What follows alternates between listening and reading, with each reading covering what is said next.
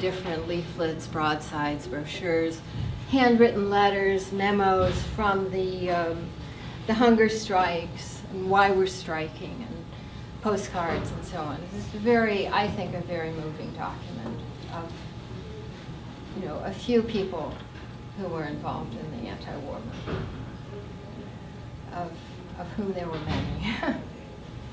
So I think I finished my sort of planned presentation, and I would love to answer questions if you have any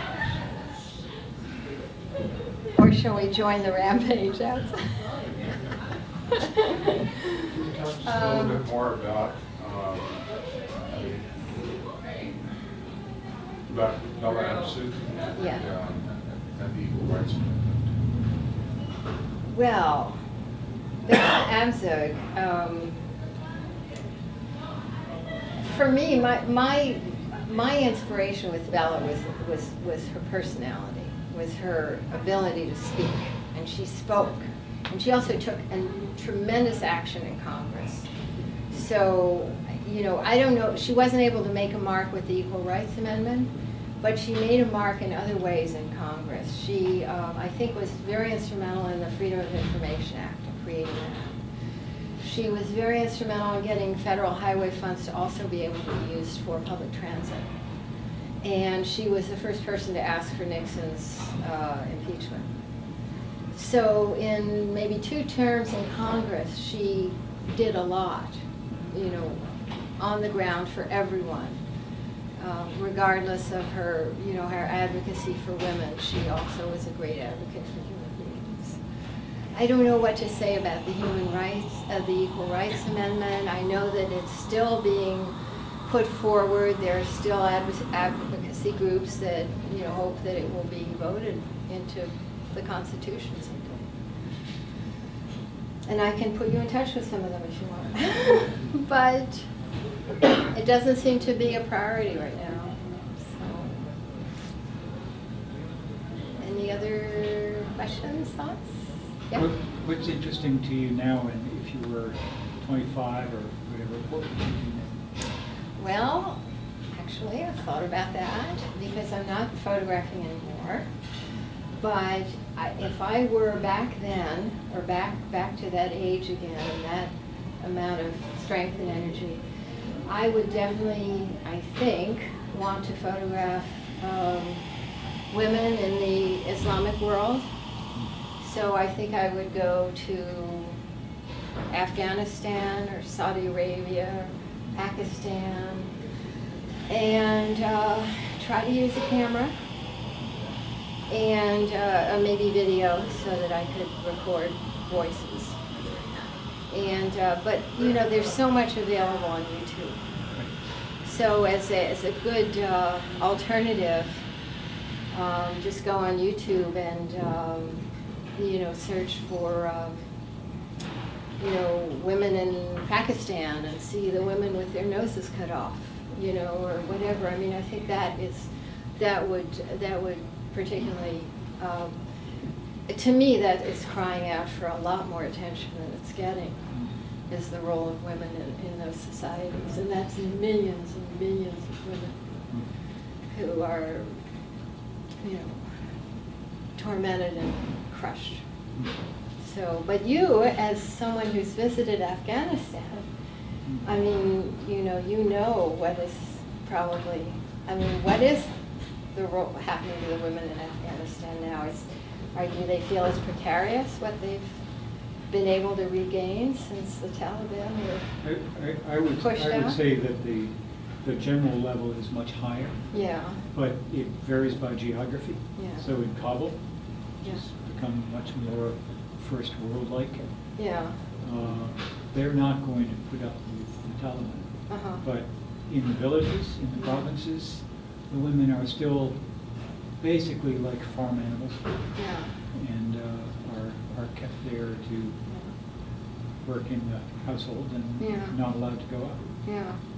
and have no literacy or skills. So it's a mix. It's a range. I'm sure it's a range of experiences. I mean, I'd love to be driving with those those wealthy women in Saudi Arabia, you know, cruising around in their Mercedes. Civil disobedience, you know, and see what that's like. I'd love to photograph that. Yeah, so that's what I've been doing, I think. Thanks for asking. So at least here in the West, to what extent do you think that the things that the feminists were fighting for in the 60s and 70s have actually Have they come to achieved? pass? You know? Well, What would they think of the world now? well, I can't speak for anyone but myself, I think. I mean, I was never really a joiner. I didn't join now. I photographed this movement because, yes, I had a lot of feminist experiences, you know, where I was like, oh, but I thought it was very historic, like the Vietnam Veterans Against the War, like the Women's Pentagon Action. You know, I was there because I wanted to photograph it for history. So I was basically writing history. What's been achieved, I think, Ms. on those forms, every form you have gives you a choice of Ms. I mean, to me, that is a great source of joy. I do not have to identify myself in terms of my marital status, the way men don't have to identify themselves. Unfortunately, young women today don't even know what Ms. is. They don't understand. So some of it's been won, and then it's kind of, you know, taken for granted, and then it's meaningless again. So I don't know if all of those achievements are quite what they were at the height of when they were being achieved, but so that may seem trivial, or it may not. I can wear pants. I mean, I became a photographer, I say, because I wanted to wear pants. And when I was starting out, really women in office jobs wore skirts. And I mean, again, it may seem like, oh, you know, it's kind of silly, but I just feel better in pants. I mean, I'm sure like some men feel better without a tie or some width or whatever. You know, it's like, but it's like who you are is now, it's much more available to be, you know, a different kind of person than a farm animal or even, you know, the showcase that women were when I was first going into the working world. As far as parity of wages, I don't think it's quite there yet. From what I hear, it's not 100% or maybe even 80%. I think it's more than 10%. I think there are more women at greater positions of power. There's a lot more women in government, a lot more women in Congress, the Senate. Maybe not 50-50. We don't have a head of state yet, like a lot of countries in the world do. Can you think of any other? Yeah. And I think that also the problem is that women have kind of, you know, younger women don't really understand any of these issues because it's sort of been won for them. And so it's really cool to, you know, look like a sex object and, you know, it's like, will someone please talk to? Yes. You said you could think of one? Oh, yeah, the assumption, when I was Yeah. a child, the assumption was that the woman would grow up, Yeah. get married, and stay home and take care of the babies. That's no longer the assumption, and that's huge. Yeah. Yeah. See, I grew up with a working mother. I grew up with a mother who was definitely, so But I'm, most of the women of her generation Yeah. were not. yeah. I mean, but she worked, see, I don't know, I think that's also a class thing. You know, I think about that often, and I think,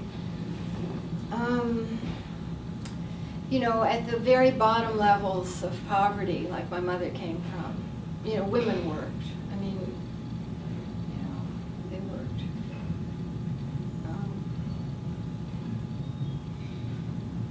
Yes, we were very privileged in the 50s. We had, you know, so much wealth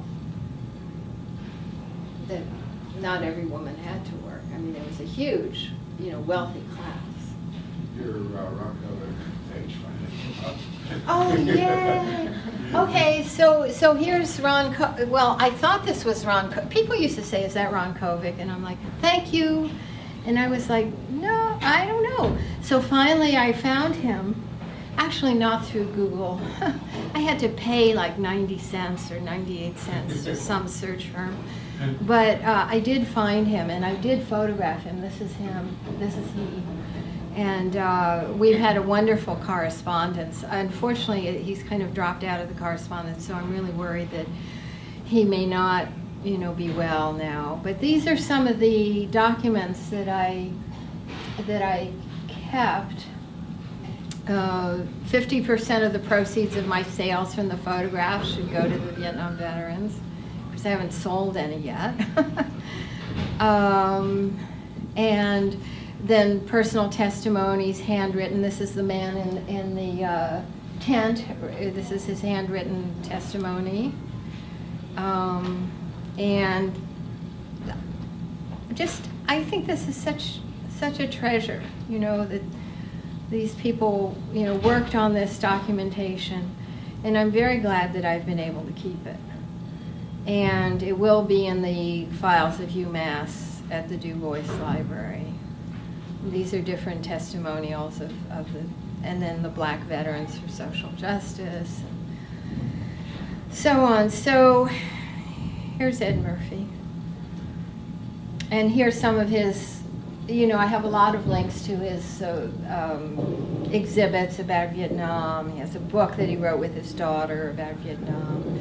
Vietnam Lives in My Soul is the title of a lot of his exhibits and so on. So, yeah.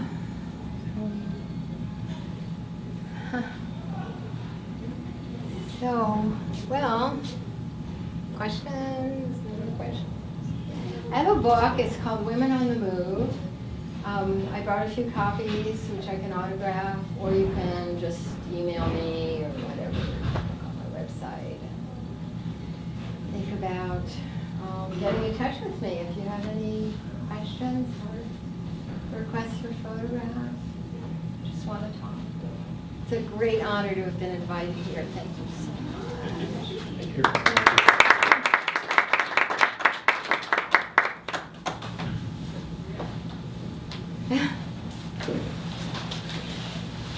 That was really interesting. Thanks for talking about a little bit about it.